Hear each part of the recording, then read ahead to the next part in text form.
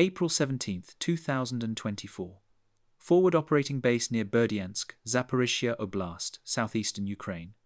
Captain Dmitri Volkov felt the Ka-52 Alligator attack helicopter shudder beneath him as the twin Klimov turboshaft engines spooled up to full power.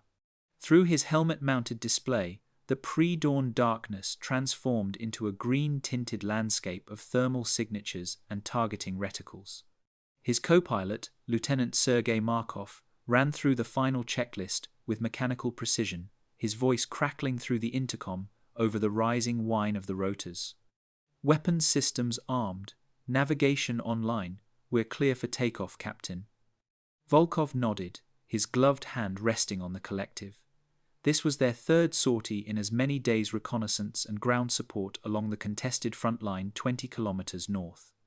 The Ka-52, with its coaxial rotor system and fearsome armament of Vickers anti-tank missiles and a 30mm cannon, was one of Russia's most advanced attack helicopters. It had cost the Ministry of Defense $4.5 million. It could engage targets from 5 kilometers away. It could survive hits from small arms fire. It could not, however, see what was coming. 300 meters away, concealed in the rubble of a destroyed grain silo, 22-year-old Ukrainian drone operator Andriy Kovalenko stared at the glowing screen of his FPV goggles. His thumbs rested lightly on the controller, a modified racing drone transmitter that looked like it belonged in a teenager's bedroom, not on a battlefield. Through the drone's camera feed, he watched the Ka-52's rotors begin to spin, the aircraft still tethered to the ground by inertia and procedure. "Target acquired," Andriy whispered into his radio. "Beginning approach." The drone, a quadcopter assembled from Chinese commercial components, 3D printed parts, and salvaged electronics, lifted silently from its hiding spot. Strapped to its undercarriage was a shaped charge containing 400 grams of RDX explosive and a simple impact detonator. The entire package, including the drone, had cost $387 to build. Andriy pushed the throttle forward. The quadcopter accelerated to 140 kilometers per hour, its electric motors emitting only a faint whine that was completely drowned out by the Ka-52's turbines. Through his goggles, Andriy saw the helicopter grow larger in his field of vision, the angular cockpit, the stub wings loaded with ordnance, the spinning rotors creating a disk of motion in the thermal image. Inside the Ka-52, Volkov pulled up on the collective. The helicopter lifted off, its landing gear clearing the concrete pad by half a meter, 1 meter, 2 meters. "Altitude stable," Markov reported, transitioning to forward. The explosion tore through the Ka-52's tail boom with the force of a lightning strike. The shaped charge, designed to penetrate armor, punched through the helicopter's composite skin and detonated inside the tail rotor gearbox. Metal shrapnel shredded hydraulic lines, severed control cables, and destroyed the tail rotor assembly in a fraction of a second. Volkov felt the helicopter lurch violently to the right. The stick went dead in his hand. Warning klaxons screamed in his helmet. The Ka-52, suddenly without anti-torque control, began to spin. We're hit, Markov's voice pitched high with adrenaline. "Tail rotor failure, I can't." The helicopter rotated faster, the main rotors still generating lift, but now converting the aircraft into a 4-ton gyroscope.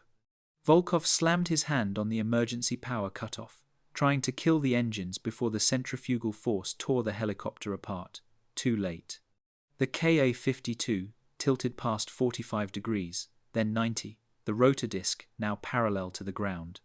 It slammed into the concrete pad at 100 kilometers per hour. The impact triggered the Vickers missiles. The explosion lit up the pre-dawn sky like a miniature sun, sending a mushroom cloud of fire and black smoke 300 meters into the air.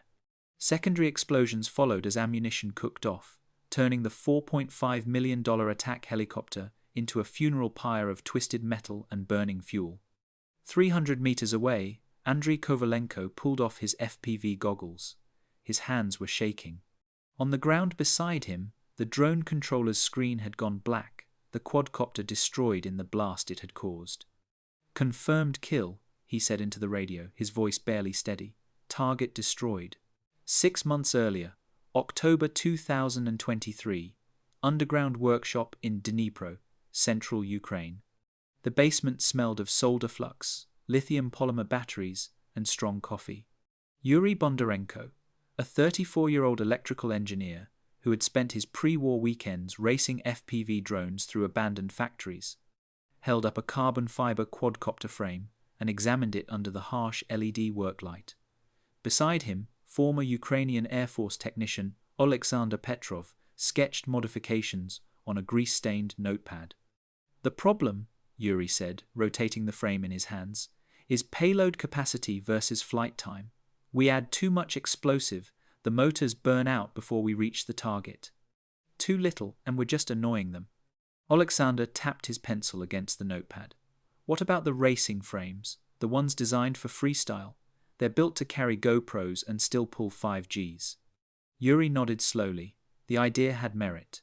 FPV racing drones, first-person view quadcopters piloted through video goggles, had exploded in popularity before the war. Hobbyists had pushed the technology to incredible extremes. Frames that could withstand crashes at 150 km per hour. Motors that generated thrust-to-weight ratios exceeding 10 to 1. Flight controllers with reaction times measured in milliseconds. The entire racing drone ecosystem was built on cheap, mass-produced Chinese components available on websites like AliExpress and Banggood. "Show me the numbers," Yuri said. Alexander flipped through his notes.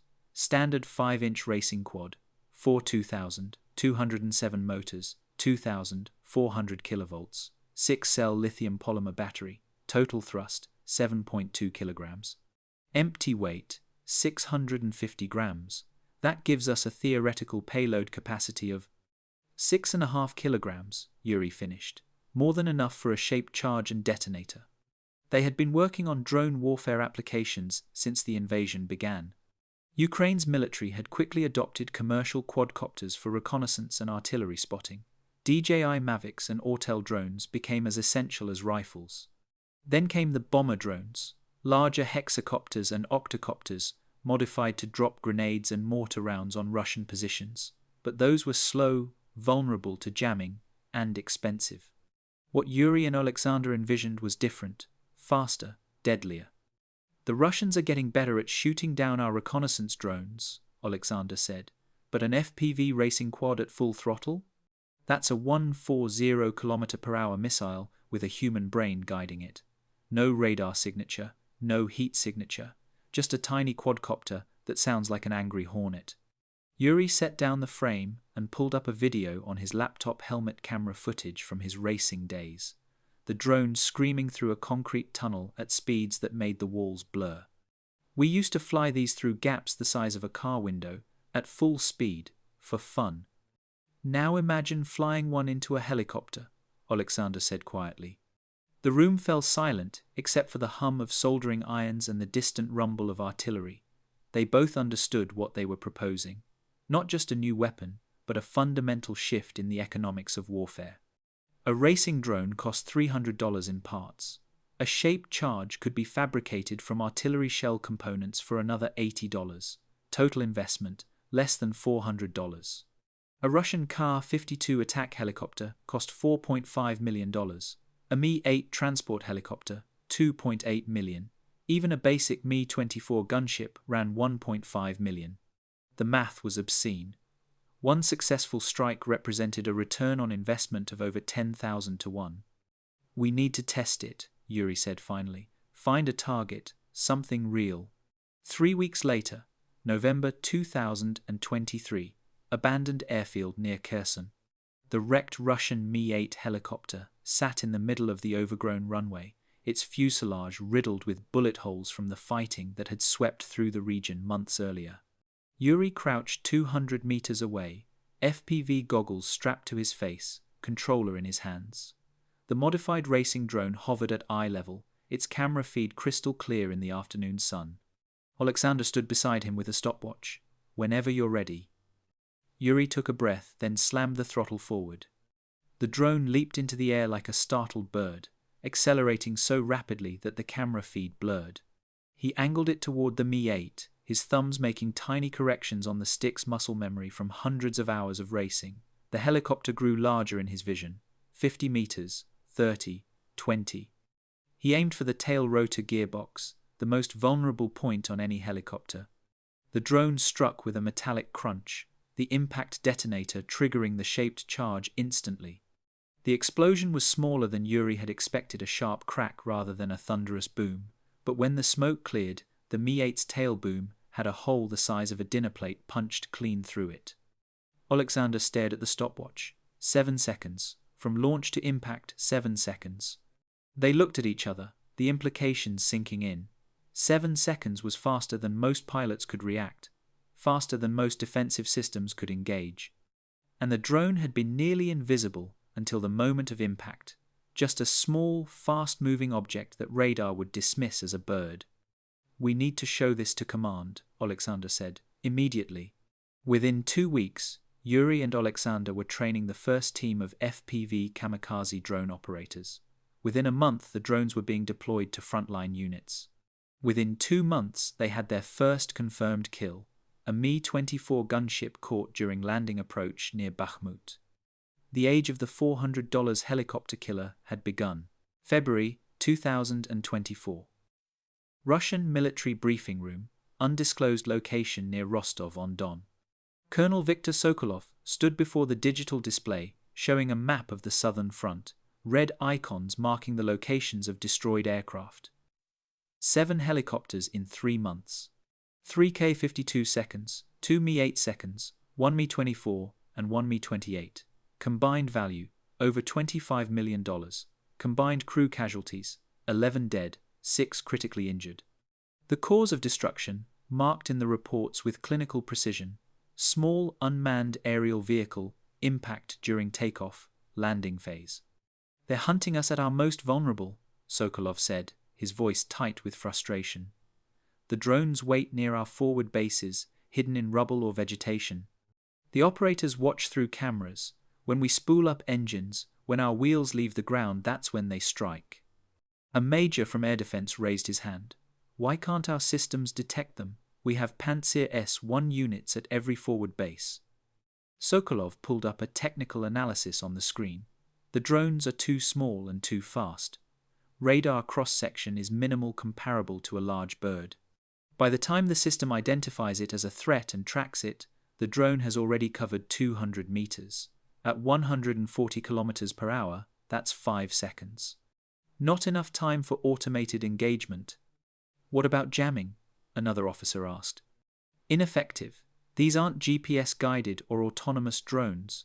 They're piloted in real time through analog video transmission, same technology hobbyists use for drone racing.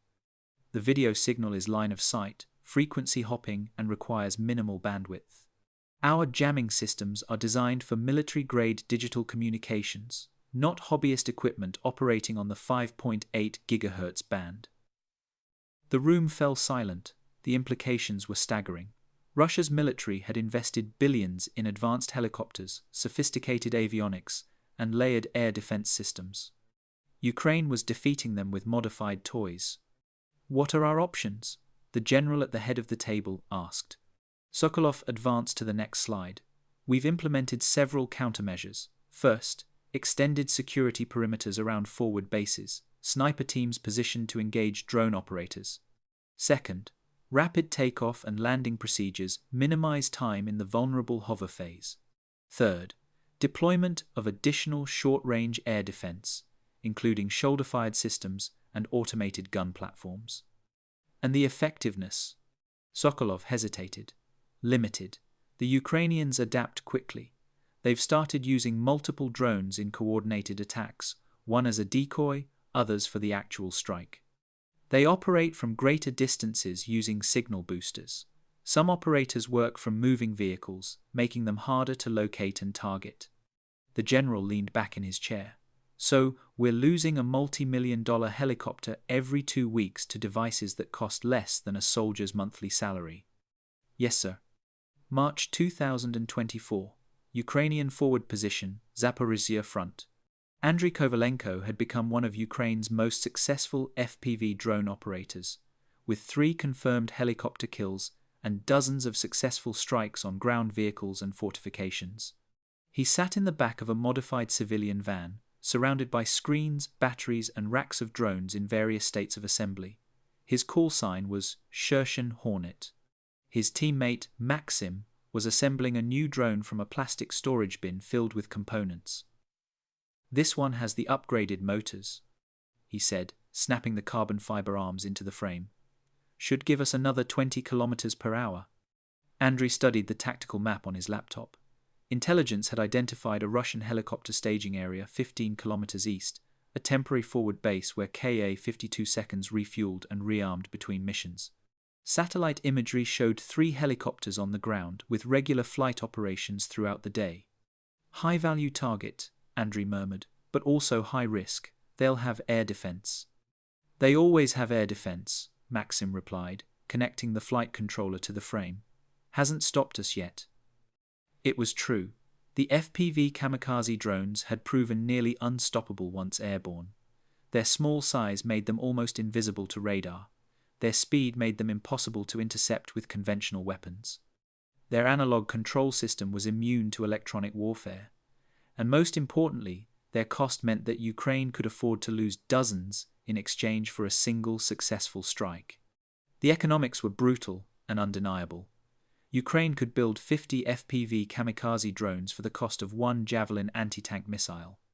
They could build 100 for the cost of a single artillery shell from a Western-supplied howitzer. And each successful helicopter kill removed not just a multi-million-dollar asset, but also highly trained pilots who took years to replace. "We're changing the rules," Maxim said, finishing the assembly and holding up the completed drone. "For the first time in history, the cheap weapon beats the expensive one. Not sometimes, every time." Andriy nodded. He'd read the analysis from military theorists who were calling it the democratization of precision strike capability.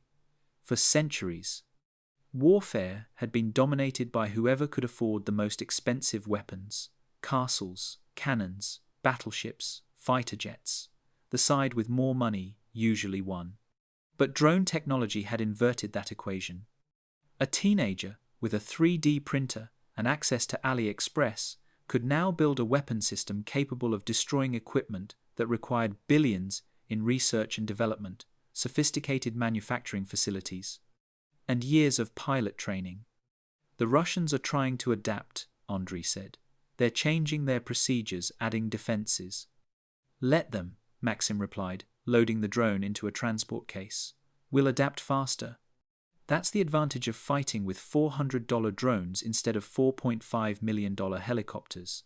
When they lose one, it's a strategic disaster. When we lose one, we build 2 more by tomorrow.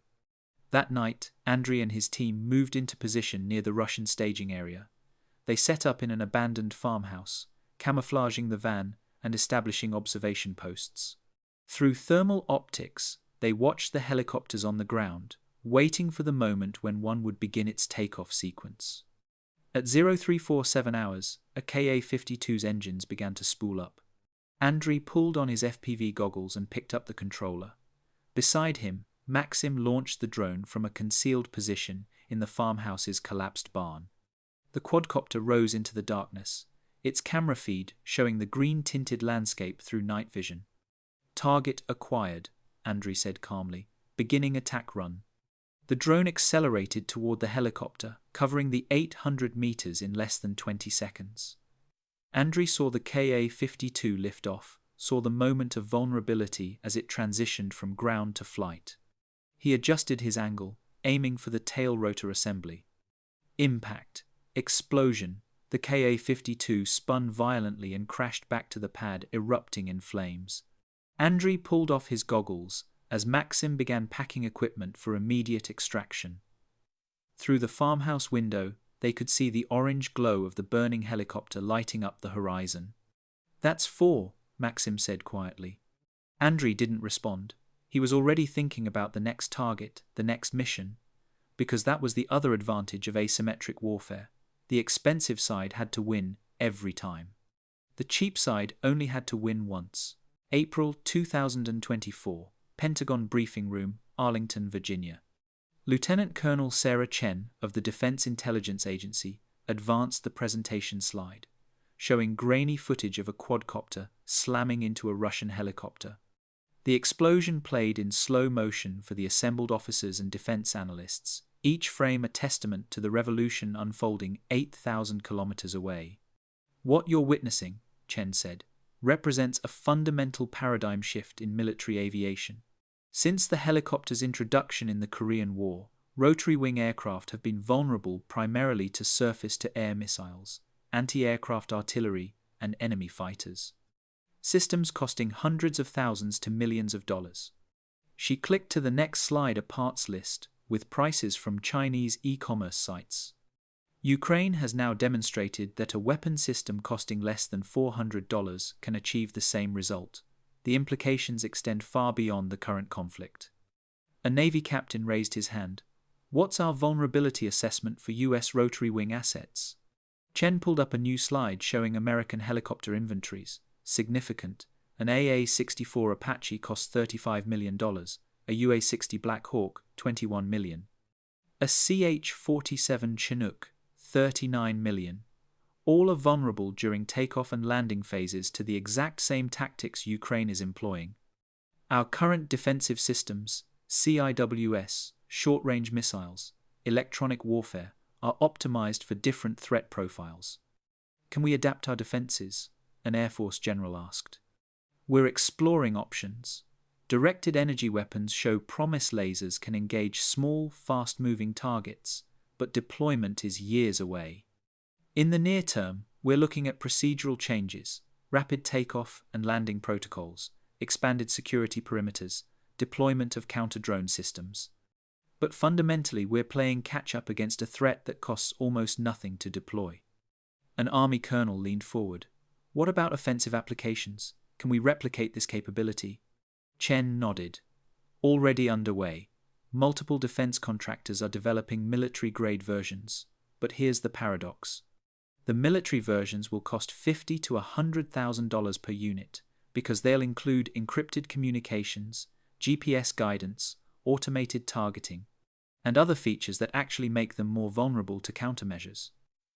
The Ukrainian approach works precisely because it's so simple and cheap. She pulled up footage of a Ukrainian workshop, teenagers and engineers assembling drones on folding tables, components spread across every surface like a hobbyist's garage. This is what asymmetric warfare looks like in the 21st century. The barrier to entry for precision strike capability has collapsed. Any motivated group with a few $1,000s and access to the internet can now build weapons that threaten strategic military assets. We're not just watching a tactical innovation in Ukraine. We're watching the democratization of military power. May 2024. Military Research Facility, Tel Aviv, Israel. Dr. Yael Rothman studied the telemetry data from Ukraine's FPV drone strikes, her team having spent months analyzing every available piece of footage and intelligence. Israel, with its own extensive experience in drone warfare and asymmetric conflict, understood the implications immediately. The Ukrainians have solved a problem we've been working on for decades, she told her research team. How do you give infantry units the ability to engage high-value air assets without expensive missiles or extensive training? Her colleague, Major David Levi, pulled up a comparison chart. A Stinger missile costs $38,000 and requires significant training. Success rate against helicopters, approximately 60%. An FPV kamikaze drone costs $400, can be learned in a few days, and based on Ukrainian data has a success rate exceeding 75% when the operator has line of sight. And the strategic implications? Yael asked. Profound. Every military in the world is now vulnerable to this threat. Helicopter operations near hostile territory become exponentially more dangerous. Forward operating bases require massive expansion of security perimeters. The cost-benefit analysis of deploying expensive rotary wing assets shifts dramatically. Yael walked to the window overlooking the facility's test range, where Israeli engineers were conducting their own FPV drone experiments. We're also seeing evolution in other applications. Anti-tank operations, anti-personnel, infrastructure targeting. The Ukrainians started with helicopters because they're high-value targets, but the same principles apply across the battlefield. She pulled up recent footage from the Zaporizhzhia front FPV drones diving into Russian trenches, striking artillery positions, destroying supply trucks. Each strike cost a few $100s. Each strike removed enemy capability worth thousands or millions. The Russians are trying to counter with jamming, with shotguns, with trained shooters. Yael continued. Some success, but not enough. The drones are too fast, too small, too numerous. For every one they shoot down, Ukraine builds 5 more. What's our recommendation? David asked. Yael turned back to her team. We need to assume every adversary will have this capability within 18 months. Hezbollah, Hamas, Iran, they're all watching Ukraine. They're all learning. We need countermeasures deployed yesterday, and we need our own offensive capabilities scaled up immediately. June 2024.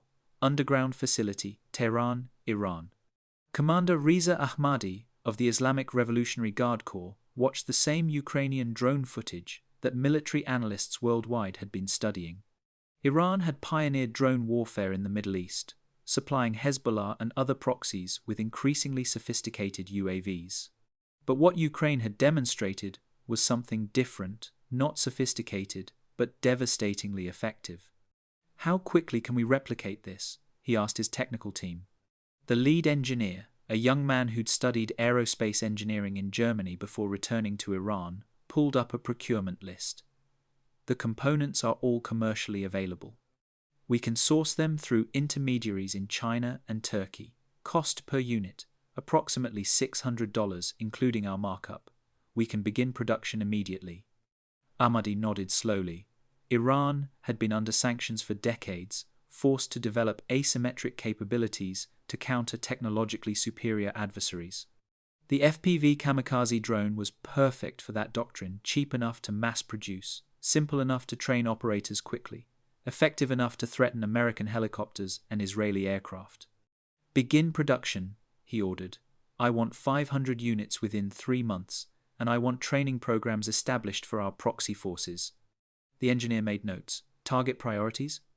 American bases in Iraq and Syria, Israeli positions in the Golan Heights, Saudi helicopters in Yemen, anywhere our adversaries think their expensive aircraft are safe. Ahmadi smiled coldly. The Ukrainians have shown us that the emperor has no clothes. A $400 drone can kill a $40 million helicopter. That changes everything. Back in Ukraine, forward position near Robotyne. Andriy Kovalenko didn't think about geopolitical implications or strategic paradigm shifts. He thought about the next target, the next mission, the next opportunity to remove a Russian helicopter from the battlefield. His team had expanded 6 operators now, working in shifts, with a steady supply of drones being manufactured in workshops across Ukraine. They'd refined their tactics based on experience, multiple drones per strike to overwhelm defenses. Longer-range operations using signal boosters and relay stations. Coordinated attacks timed with artillery strikes to create confusion. The Russians adapted, and Ukraine adapted faster. Maxim was programming a new flight controller, tweaking the rates and expo settings for even more aggressive flying. Command wants us to start training other units, he said. They want FPV kamikaze drone teams attached to every brigade. Good, Andriy replied, studying reconnaissance footage of a Russian staging area. The more of us there are, the fewer helicopters they can risk deploying. Eventually, they'll stop flying them near the front entirely. And then we've won this part of the war, not with tanks or missiles or jets, with racing drones and shaped charges. My grandfather fought the Germans with a rifle that cost more than his family's house. I'm fighting the Russians with a drone I could have bought online before the war for a weekend hobby. That's the difference between his war and mine. April 17, 2024. 6 hours after the strike near Berdiansk. Captain Dmitri Volkov regained consciousness in a field hospital 30 kilometers behind the front line. His left arm was immobilized, his ribs wrapped in bandages, and the taste of blood lingered in his mouth. Through the morphine haze, he remembered the violent spin, the certainty that he was about to die. Lieutenant Sergei Markov hadn't survived the crash. A Russian military investigator sat beside Volkov's bed. "Can you describe what happened, Captain?" Volkov's voice came out as a rasp. "We were taking off, standard procedure, then, explosion, tail rotor failure, no warning. Preliminary analysis suggests a small unmanned aerial vehicle, commercial quadcopter modified with explosives." Volkov stared at the ceiling. "A toy destroyed my helicopter?" The investigator showed him footage on a tablet, other strikes, other helicopters exploding. "You're the 7th crew hit this way, one of the few survivors." "How much did it cost?" Volkov asked quietly. "The drone." "Intelligence estimates $400, American." Volkov laughed bitterly. "My helicopter cost $4.5 million. They traded $400 for $4.5 million and a trained crew." He looked at the investigator. "We're losing, aren't we? Not because they're stronger, because they're smarter." The investigator didn't answer. 3 months later, July 2024, NATO Military Symposium, Brussels. British Air Marshal James Thornton addressed representatives from 32 countries. "What we're witnessing in Ukraine represents the most significant shift in military aviation in decades. The cost-exchange ratio has inverted." He displayed a graph. A single Apache costs $35 million. Ukraine has demonstrated that it can be neutralized with a $400 drone operated by someone with 2 weeks of training. The mathematics are unsustainable. "What are the implications for NATO doctrine?" a French general asked. "Comprehensive. Russian helicopter operations have decreased by 60% in areas where FPV drone teams are active. They're self-deterring because the cost of losses exceeds the value of missions. We're investing billions in countermeasures, but the Ukrainians can modify their $400 drones faster than we can field $1 million defenses." September 2024, Ukrainian drone manufacturing facility. The workshop had evolved from Yuri Bondarenko's basement into a full-scale production facility, churning out 50 FPV kamikaze drones per day. He walked through with a visiting American defense contractor. "You're producing these for $400 per unit?" the contractor asked. $387 actually, Yuri replied. "Our success rate is 78%. When we lose one, we build 3 more the next day. When you lose one, your shareholders have a meeting." He picked up a completed drone. This is what winning looks like in modern warfare. Not the most sophisticated weapon, the most cost-effective one. October 2024. Forward position near Bakhmut. Andriy Kovalenko sat in his van after completing their 19th confirmed helicopter Killer Mi-8 transport. Maxim updated their mission log. 19 helicopters, combined value over $40 million, cost to us about $7,000. Andriy looked toward the front line where artillery rumbled. "Every helicopter we take down is one less weapon they can use against us. That's one more day Ukraine exists." He pulled his goggles down and picked up the controller. "The Russians are learning what everyone learns eventually. It doesn't matter how much money you spend if a determined enemy can build effective weapons from hobby parts. That's the future of warfare." "Think they'll find a way to counter us?" Maxim asked. "They'll try, but we'll adapt faster. That's the advantage of fighting with $400 drones instead of $4.5 million helicopters. We can afford to learn from our mistakes, they can't." By the end of 2024, Ukrainian FPV kamikaze drones had destroyed over 40 Russian helicopters. Total value, $150 million. Total cost of drones, $16,000. Russian helicopter operations near the front line decreased by 73%. The psychological impact was as significant as the material losses, the knowledge that a nearly invisible weapon could strike at any moment. Military analysts worldwide recognized what had happened. The age of helicopter dominance in forward combat zones had ended, killed by hobbyist technology. The barrier to entry for precision strike capability had collapsed. And in workshops across Ukraine, engineers were already designing the next generation faster, longer range, more lethal. Because that was the nature of asymmetric warfare in the 21st century. The expensive side had to defend against every possible threat. The cheap side only had to find one vulnerability and exploit it relentlessly. The The Russian pilots couldn't believe a $400 drone had shot down their $4.5 million helicopter. But belief was irrelevant.